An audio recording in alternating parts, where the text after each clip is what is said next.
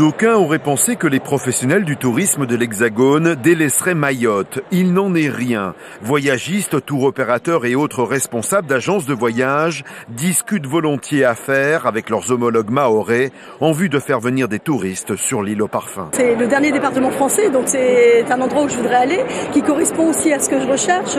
La nature, c'est vraiment à la porte de l'Afrique. C'est un terrain de jeu assez exceptionnel en termes de sport, de possibilités, de plonger. Les fonds sont magnifiques.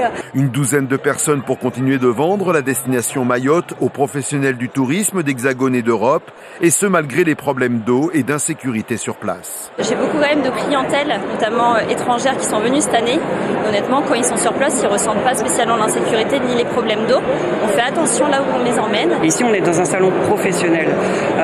On n'est pas là pour vendre du la dernière minute, on est là pour construire des relations. Et le travail qu'on fait aujourd'hui, il paiera, on le sait, dans 6 mois, dans 1 an, dans 2 ans.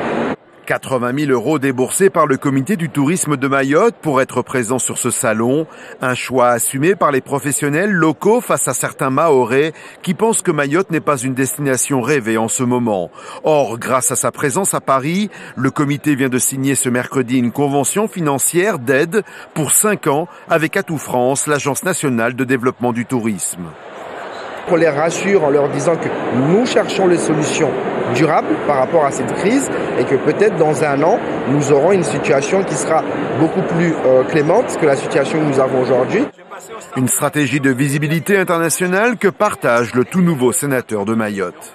Il ne faut pas nous regarder comme étant une île en difficulté, mais plutôt une île en devenir parce que nous devons profiter de cette expérience compliquée pour faire de l'innovation à Mayotte. Et Mayotte doit être, je dirais, l'île des innovations en matière de réchauffement climatique.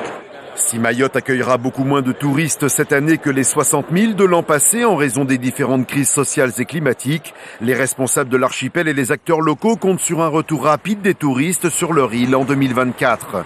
Car l'an passé, l'industrie du tourisme à Mayotte a permis de générer quelques 50 millions d'euros, une manne financière essentielle pour le développement de l'archipel.